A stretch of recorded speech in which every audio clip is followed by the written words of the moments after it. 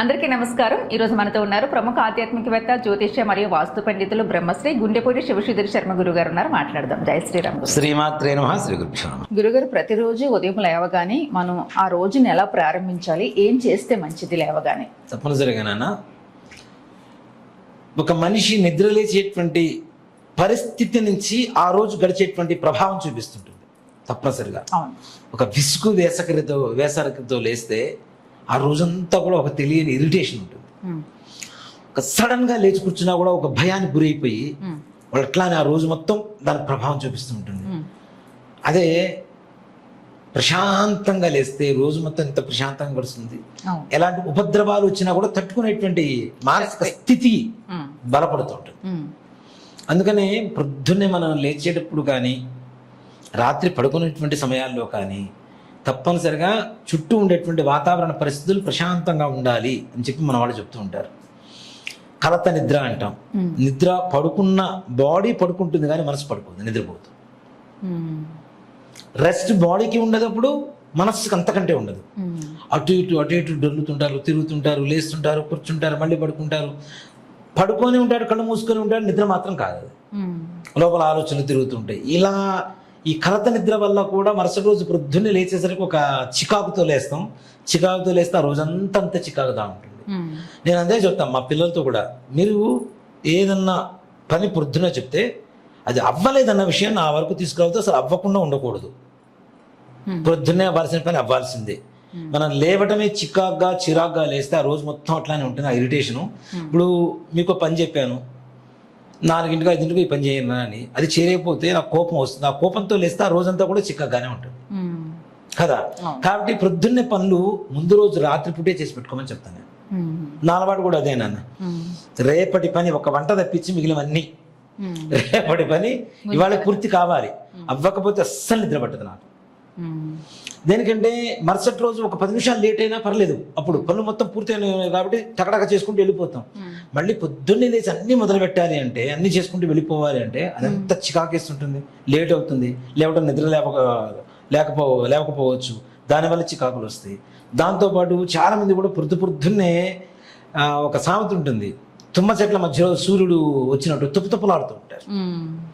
అంత కోపం ఎందుకు? ప్రశాంతంగా ఉంటే మనసు రోజంతా కూడా ప్రశాంతంగా గడుస్తుంది. దాంతోపాటు మొట్టమొదటిగా ముందుగా దైవనామస్మరణతో ఎవరైతే లేస్తారో, అది మీ ఇష్టదైవం ఎవరైనా కావచ్చు. ప్రతి ఒక్కరు ఒక సెంటిమెంట్ ఉంటుంది. ఒక వ్యక్తి సెంటిమెంట్ అవుతుంటారు. కొడుకు కావచ్చు, భార్య కావచ్చు, ఫ్రెండ్స్ కావచ్చు, ఎవరో ఒకళ్ళు. తప్పనిసరిగా నాకు అంటే అమావాస్య వెళ్ళిన తర్వాత, చాలా మందికి అలవాటు ఉందో లేదో నాకు తెలియదు, అమావాస్య వెళ్ళిన తర్వాత చవితి రోజున చంద్రుడిని చూస్తే నేను తప్పనిసరిగా నాకు ఇష్టమైనటువంటి వ్యక్తుల ముఖం మాత్రమే చూస్తాను. నేను వెంటనే ఫస్ట్ చంద్రుడిని చూడగానే దేవుడిని చూస్తా, దేవుడిని చూడగానే పర్సులో ఉన్న డబ్బులు చూస్తాను. ఆ తర్వాత నాకు ఇష్టమైనటువంటి వ్యక్తి ఫోటో వెతికి మరి టక్కన ముందుగానే పెట్టుకుంటా. అమావాస్య రాగానే ఆ ఫోటో స్క్రీన్ షాట్ తీసి పెడతాం పక్కన, ఫస్ట్ అది చూస్తా. చెప్పారు నాకు సార్ మీరు. తప్పనిసరిగా అదొక సెంటిమెంట్గా ఉంటుంది. ఆ నెల మొత్తం అట్లానే ఉంటుంది. ఒక చంద్రుడిని చూసినప్పుడు నెల మొత్తం ఒక రకమైనటువంటి ప్రభావాన్ని ఇస్తే, ఒక రోజులో పొద్దున్నే లేచినప్పుడు ఉండేటువంటి మానసిక స్థితి కూడా ఆ రోజంతా పనిచేస్తుంటుంది కదా. అందుకని దైవనామస్మరణతో లేవటం, మన ఇష్ట దైవాన్ని ఎవరినైనా సరే తలుచుకొని నిద్ర లేవడం అనేటువంటిది, నిద్ర లేచి వెంటనే కూర్చొని మంచం మీద కూర్చొని అయినా సరే తప్పేం లేదు నాన్న, మంచం మీద కూర్చొనైనా దైవ నామస్మరణ పొద్దున్నే పాచి మన మొహం కడుక్కున్నామా, కాళ్ళు కడుక్కున్నామా, ఇదన్నీ తీసి పక్కన పెట్టండి. శివ పంచాక్షరి మంత్రము, ఓ నమో నారాయణాయ అష్టాక్షరి మంత్రము, మనకి ఇష్టం వచ్చిన దైవాన్ని తలుచుకొని నిద్ర లేవడం అనేటువంటిది ఉత్తమమైనటువంటి పద్ధతి. లేచిన తర్వాత మనం రాత్రంతా భూమి మీదనే ఉన్నాం. పొద్దున్న లేచిన తర్వాత మొట్టమొదటిగా అడుగు పెట్టడం భూమి మీదనే పెడతాం. మన జీవితం మొత్తం భూమికి భారంగానే ఉంటుంది, అంతే కదా. భూమాత ఓర్చుకుంటుంది కదా, మన స్పర్శను ఓర్చుకుంటుంది. మన తాడనం అంటే తనటం, ఇట్లా పెట్టి నడుస్తుంటాం. కొంతమంది నడుస్తుంటే టప్ టప్ మన సౌండ్లు వస్తుంటాయి. అంత గట్టిగా సౌండ్ వచ్చి అసలు నడవకూడదు, దరిద్రానికి హేతు. తప్పనిసరిగా దరిద్రానికి హేతు నాన్న. సో కాబట్టి ఇట్లాంటివన్నీ కూడాను చాలా వరకు మనం నియమాలు పాటించాల్సిన విషయాలు ఉంటాయి. ఇవేవి పాటించకుండా ఇష్టం వచ్చినట్టు నడుస్తాం, పరిగెత్తుకుంటూ వెళ్ళిపోతాం. ఇవన్నీ కూడా భూమికి మనం చేసేటువంటి భారమైనటువంటి పనులే. అందుకని ఎవరికి నమస్కారం చేయాలి మొట్టమొదటిగా అంటే భూమాతకి నమస్కారం చేయాలి. ఆవిడ అనుజ్ఞ తీసుకున్న తర్వాత ఆమె నమస్కారం చేసి అనుజ్ఞ తీసుకున్న తర్వాత మనం మంచం మీద నుంచి కాలు కిందకి పెట్టాలని చెప్తారు భూమి మీద. అంతే కదా, అందుకని మన ఆడవాళ్ళని ఎందుతో పోలుస్తారు, మనకి భూదేవితో పోలుస్తారు. క్షమాగుణం అంత ఉంటుంది ఆడవాళ్ళకి. ఎన్ని తప్పులు చేసినా, భర్త ఎన్ని తప్పులు చేసినా, పిల్లలు ఎన్ని తప్పులు చేసినా, ఏం చేసినా క్షమాగుణం అనేటువంటిది ఎక్కువగా ఉంటుంది, సహనం ఎక్కువగా ఉంటుంది. అలాంటి సహనం భూమాతకు ఉన్నంతగా ప్రపంచంలో మరొకరికి లేదని చెప్పవచ్చు. అవును, మనం పంటల కోసం చీలుస్తుంటాం, చెట్లు వేయడం కోసం చీలుస్తుంటాం, అనేక రకాలుగా బావుల కోసం తవ్వుతూ ఉంటాం, నదులు అనేక రకాలుగా ప్రవహిస్తూ ఉంటాయి. ఇన్ని విధాలుగా మనకు ఉపయోగపడుతూ మనమంటూ అమ్మవారిని ప్రార్థించకపోతే అది పాపం అవుతుందా కాదా? అవునా? సీతాదేవి పుట్టింది కూడా భూమిలోంచే కదా.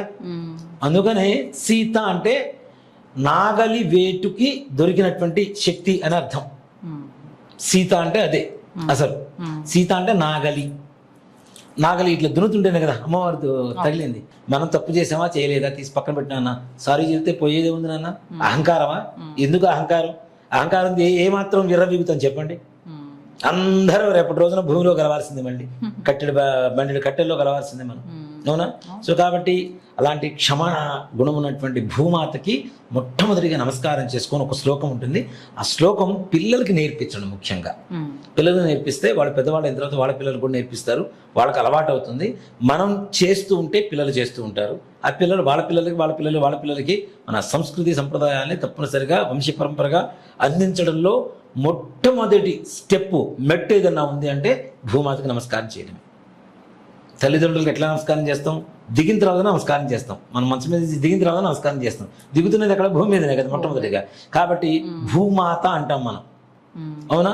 భూతల్లి భూమాత. అదే కదా, అసలు నేల దగ్గర ఆధారమే లేదు కదా, ప్రపంచానికి ఆధారం లేదు కదా. మన హిందూ ధర్మం అంత గొప్పగా ఉండేది అందుకే నేనన్నా. మూర్ఖులకు అర్థం కాదు చెప్తే. అరే మనం చేస్తున్నటువంటి ప్రతి దానికి ఒక ప్రాయశ్చిత్తం చేసుకుంటూ వెళ్ళిపోతున్నాం, తెలియక చేసినటువంటి తప్పులన్నిటికీ. ఆ ప్రాయశ్చిత్తాలు దేంట్లో ఉన్నాయంటే కేవలం హిందూ సంప్రదాయంలో మాత్రమే ఉన్నాయి, వేరే దాంట్లో లేవు. అలాంటి శ్లోకం నాన్న, ఆ ఒక్క శ్లోకాన్ని కనుక వాళ్ళు చదువుకొని చక్కగా భూమాతకు నమస్కారం చేసుకొని 2 కాళ్ళు కింద పెట్టేసి అప్పటి నుంచి వాళ్ళు తల్లిదండ్రులకు నమస్కారం చేసుకోవడం, ఇక నిత్యకృత్యాలు చేసుకోవడం అనేది జరుగుతూ ఉంటే చాలా మంచిది. ఆ శ్లోకం కూడా చిన్న శ్లోకమే నాన్న, పెద్ద శ్లోకం కూడా కాదు. అమ్మవారు భూమాత ఎలా ఉంటుంది అనేది కూడా వర్ణన దీంట్లో ఉంటుంది ఈ శ్లోకంలో మనకి. సముద్ర వసనే దేవి, సముద్రాలకి ఆవాసం కలిగించింది అమ్మవారే కదా. పర్వత స్థన మండలే, అమ్మవారి వక్షస్థలం ఎలా చెప్పారంటే పర్వతాల్లాగా చెప్పారు. అలాగే విష్ణుపత్ని నమస్తుభ్యం. ఎవరు భూమాత? ఎవరు? భూదేవి సమేత వెంకటేశ్వర స్వామి వారని చెబుతున్నాం మనం, విష్ణుమూర్తి భార్య. అవునా? పాదస్పర్శ క్షమస్వమే, నా పాదాలు నీకు తగులుతున్నాయి తల్లి, క్షమించు. సముద్రవసనీ దేవి, పర్వత స్థనమండలే, విష్ణుపత్ని నమస్తుభ్యం, పాదస్పర్శం క్షమస్వమే. ఈ శ్లోకాన్ని చెప్పుకొని కనుక కాళ్ళ కింద పెట్టేసి చక్కగా మన పనులు మనం చేసుకుంటూ వెళ్తే భూమాత వల్ల వచ్చేటువంటి ప్రమాదాలు కావచ్చు, భూమాతకు మనం చేస్తున్నటువంటి ప్రమాదాలు కావచ్చు క్షమించబడతాయని చెప్పి మన శాస్త్రం చెబుతుంది. కాబట్టి తప్పనిసరిగా మీ పిల్లలకి ఈ శ్లోకం నేర్పించండి, అందరూ దీన్ని పాటించండి, చాలా మంచిది. మా నాన్నగారు ఇవి నిజంగా చెప్పాలంటే మా నాన్నగారు కొన్ని పద్ధతులు నేర్పించారు నాన్న, కొన్ని శ్లోకాలు, కొన్ని పద్ధతులు. నేను చెప్తుంటే కదా ఆడపిల్లలు సొమ్ము తినకూడదని, ఇట్లాంటివన్నీ కూడా మా నాన్నగారు నాకు 7 ఏళ్ళు వచ్చేంత వరకే ఉన్నారు. ఈ 7 ఏళ్ల లోపల చెప్పేసి వెళ్ళిపోయారు, మైండ్ లో పెట్టేశారు మొత్తం. ఎవరితో ఎలా ఉండాలి, ఆడపిల్లలు సొమ్ము అస్సలు తినొద్దురా, అది మహాదరిద్రం రా, అన్నదమ్ముల సొమ్ము మీద ఆశపడొద్దురా, ఇలాంటివన్నీ కూడాను శ్లోకాల రూపంలో నాకు చిన్నప్పుడే చెప్పేశారు నా 7 ఏళ్ల లోపల. అది ఎలాగా, రాత్రిపూట అన్నం తిని పడుకున్న తర్వాత మంచం మీద పడుకుంటే కాళ్ళ మీద ఎక్కించుకొని ఇట్లా ఊపుతూ ఉయ్యాలని ఊపుతూ ఉండేవాళ్ళు పెద్దవాళ్ళు. అలా ఊపుతూ శ్లోకాలు నేర్పించి ఈ శ్లోకాలు మొత్తం మైండ్ లో ఫిక్స్ అయిపోయినాయి. చిన్నప్పుడు తెలుసుకోవడం వల్ల మీకు మనసులోకి వెళ్ళిపోయినాయి. అంతే కదా నాన్న. ఇంకా తర్వాత అంటే నేర్చుకున్న తర్వాత రావచ్చు రాకపోవచ్చు. ఆ చిన్నప్పుడే నాటిన బీజాలు కాబట్టి మైండ్ లో ఎట్లా ఉండిపోయింది. వాటిని అనుసరిస్తూనే నేను చెప్పాను కదా, నా పెళ్ళప్పుడు నేను కట్నం కూడా తీసుకోవాలా, నా పెళ్లి ఖర్చులు కూడా నేనే పెట్టుకుని మరీ పెళ్లి చేసుకున్నా. మీ చెల్లి అక్క వాళ్ళు కూడా నాకు అదే చెప్పారు, మన తీసుకోలేదు తను అని. అవును. కాబట్టి ఎప్పుడు భూమాతకు మనం రుణపడే ఉంటాం.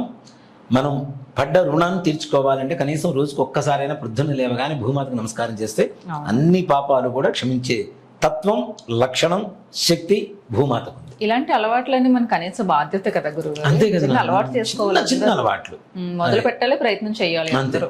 మనం చేస్తుంటే మన పిల్లలు చూడంగానే ఖచ్చితంగా మన లేవగానే ఏం చేస్తారు, వాళ్ళకి శ్లోకాలు ఫస్ట్ వచ్చినా రాకపోయినా చిన్న పిల్లలు చూడండి మనం ఏం చేస్తుంటే అది చేస్తుంటారు వాళ్ళు. అవును. మనం నిన్న చూశాను నన్ను ఒక వీడియో, అమ్మాయికి 4 తాతలు, 4 తాతలు సాయంత్రం పూట భోజనం చేసిన తర్వాత వాకింగ్ చేస్తున్నారు, చేతి ఇట్లా వెనక పెట్టుకొని. చిన్న పిల్ల సంవత్సరంన్నర బుడిబుడి అడుగులు నడుస్తుంది, ఆ పిల్ల కూడా చేతులు వెనక పెట్టుకొని నడుస్తుంది. అవును. అంటే అమ్మాయి మైండ్ ఏంటి, అలా నడవాలి అనేది మైండ్ లో పడిపోయింది కదా. అవును. సో అలానే మనం చేస్తున్నప్పుడు వాళ్ళకి శ్లోకాలు వచ్చినా రాకపోయినా నిదానంగా నేర్పించుకుంటూ వెళ్ళిపోయినా వాళ్ళు లేవగానే తప్పనిసరి ముందు దండం పెడతారు.